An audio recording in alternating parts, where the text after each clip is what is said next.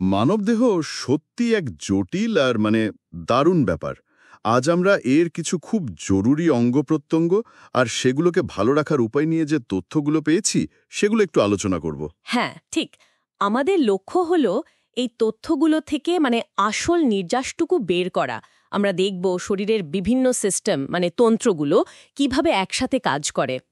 আর সেগুলোর কার্যকারিতা ঠিক রাখতে বা আরও ভালো করতে কি করা যেতে পারে সেটাও দেখব। দারুণ।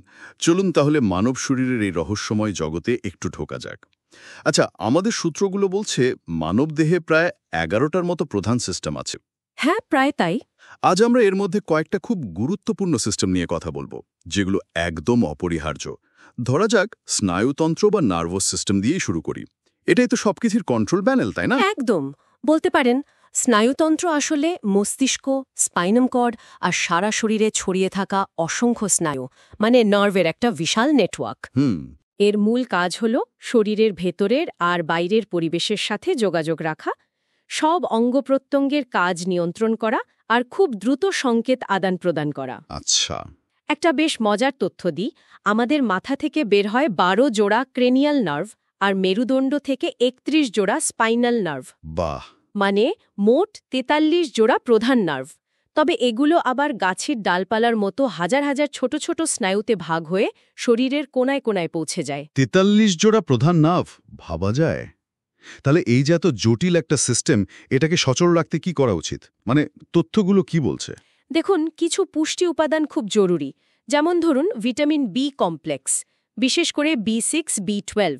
এগুলো স্নায়ুকোষের কাজের জন্য, সেগুলোকে ভালো রাখার জন্য দরকারি। আচ্ছা, ভিটামিন বি। হ্যাঁ, আর ওমেগা-3 ফ্যাটি অ্যাসিড, এটা এক ধরনের ভালো ফ্যাট। মাছ, ধরুন আখরোট বা ফ্ল্যাক্সিডে পাওয়া যায়। মস্তিষ্কের গঠন আর কাজের জন্য এটা খুব গুরুত্বপূর্ণ। এছাড়া পর্যাপ্ত ঘুম দরকার।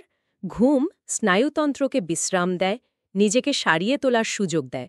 আর মানসিক চাপ স্ট্রেস কমানোও খুব জরুরি। স্ট্রেস কমানো? হ্যাঁ, কারণ দীর্ঘমেয়াদী স্ট্রেস কিন্তু স্নায়ুতন্ত্রকে বেশ দুর্বল করে ফেলতে পারে, পুরো সিস্টেমটার উপর একটা বাড়তি চাপ তৈরি করে।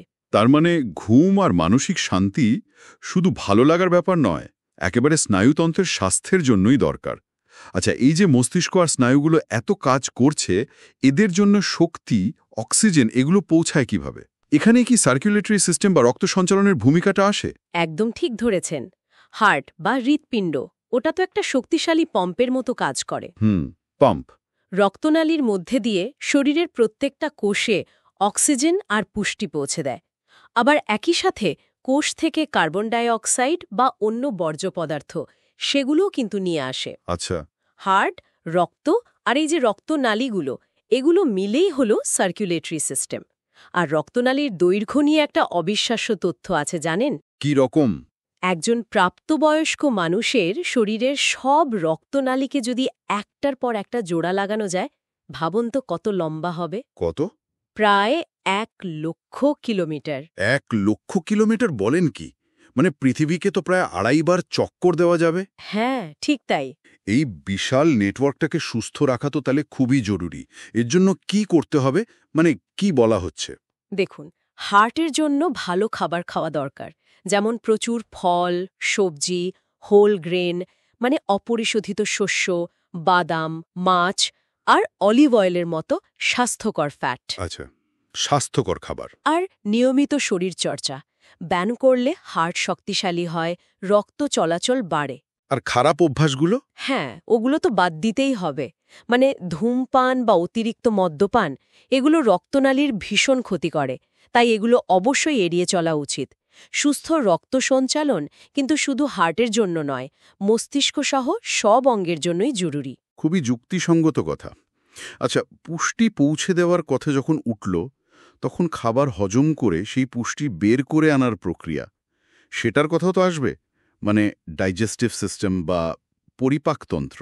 হ্যাঁ, পরিপাকতন্ত্র একটা অসাধারণ সিস্টেম কিন্তু। মুখ থেকে শুরু করে খাদ্যনালী, পাকস্থলী, তারপর ক্ষুদ্রান্ত্র, বৃহদান্ত্র, আরও কিছু অঙ্গ আছে, যেমন লিভার, প্যাঙ্ক্রিয়াস। এরা সবাই মিলে খাবারটাকে ভেঙে একদম সরল উপাদানে পরিণত করে, সেটাই পরে রক্ত শুষে নেয়। আচ্ছা। এই পুরো প্রক্রিয়াটা ঠিকঠাক চলার জন্য ফাইবার বা আঁশযুক্ত খাবার খাওয়াটা খুব জরুরি। ফাইবার। হ্যাঁ, ফাইবার। এটা খাবারকে পরিপাকনালীর মধ্যে দিয়ে সহজে যেতে সাহায্য করে, হজমেও সাহায্য করে। ফল, সবজি, ওটস এগুলো ফাইবারের খুব ভালো উৎস। আর জল? অবশ্যই। যথেষ্ট পরিমাণে জল পান করা আর সময় মতো খাবার খাওয়া এগুলো দরকারি। আর মানসিক চাপের ব্যাপারটা, একটু আগে যে স্নায়ুতন্ত্রের ক্ষেত্রে এর প্রভাবের কথা বলছিলেন, হজমের উপরও কি এর কোনো প্রভাব পড়ে? অবশ্যই আছে। তথ্যগুলো তো সেটাই বলছে। মস্তিষ্ক আর পরিপাকতন্ত্রের মধ্যে একটা বেশ গভীর যোগাযোগ আছে। আমরা অনেক সময় এটাকে গাট ব্রেন অ্যাক্সেস বলি। গাট ব্রেন অ্যাক্সেস? হ্যাঁ, মানে যখন খুব বেশি মানসিক চাপ বা উদ্বেগ হয় তখন শরীর একটা ফাইট অর ফ্লাইট মোডে চলে যায়। মানে যুদ্ধ বা পালানোর প্রস্তুতি? অনেকটা তাই। তখন হজমের মতো কাজগুলো, যেগুলো তখন অতটা জরুরি নয়, সেগুলোতে রক্ত সরবরাহ কমে যেতে পারে।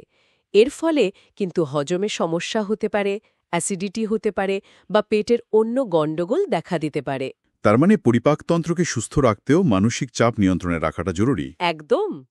তার মানে দাঁড়াচ্ছে শরীরের একটা সিস্টেমের ভালো মন্দ অন্য সিস্টেমকেও প্রভাবিত করছে, যেমন স্নায়ুতন্ত্রের চাপ হজমে সমস্যা করছে। ঠিক। আবার ধরুন হজম ঠিক না হলে রক্ত হয়তো যথেষ্ট পুষ্টি পাচ্ছে না, সেটা আবার অন্য অঙ্গের কাজকে ব্যাহত করতে পারে। সবকিছু কেমন যেন একটার সাথে আরেকটা জুড়ে আছে। ঠিক ধরেছেন, এটাই মূল কথা। মানবদেহ আসলে একটা সমন্বিত ব্যবস্থা। কোনো অংশ একা একা কাজ করে না। সুষম খাবার, নিয়মিত ব্যায়াম, পর্যাপ্ত ঘুম আর মানসিক চাপ নিয়ন্ত্রণ এগুলো শুধু একটা অঙ্গ বা সিস্টেমের জন্য নয়, পুরো শরীরটাকে সুস্থ রাখার জন্যই জরুরি। সত্যি দারুণ একটা আলোচনা হলো আজ। শরীরের এই যে আন্তঃসংযোগ, এই ব্যাপারটা বেশ ভাবনার কিন্তু। হ্যাঁ, আর এখানেই আজকের আলোচনার শেষে একটা প্রশ্ন রেখে যেতে চাই। আমরা তো দেখলাম এই সিস্টেমগুলো কিভাবে একে অপরের উপর নির্ভরশীল। এখন ভাবার বিষয় হল, ধরুন পরিবেশের কোনো পরিবর্তন, যেমন দূষণ বাড়ছে বা আমাদের খাদ্যাভ্যাসে বড় ধরনের বদল আসছে, এগুলো দীর্ঘমেয়াদে শরীরের এই সূক্ষ্ম ভারসাম্যকে কিভাবে প্রভাবিত করতে পারে, আর আমাদের শরীরই বা এর সাথে মানিয়ে নিতে কী ধরনের চ্যালেঞ্জের মুখে পড়তে পারে। গভীর প্রশ্ন। এটা নিয়ে নিশ্চয়ই আরও অনেক জানার আছে। আজকের মতো তাহলে এখানে শেষ করা যায়।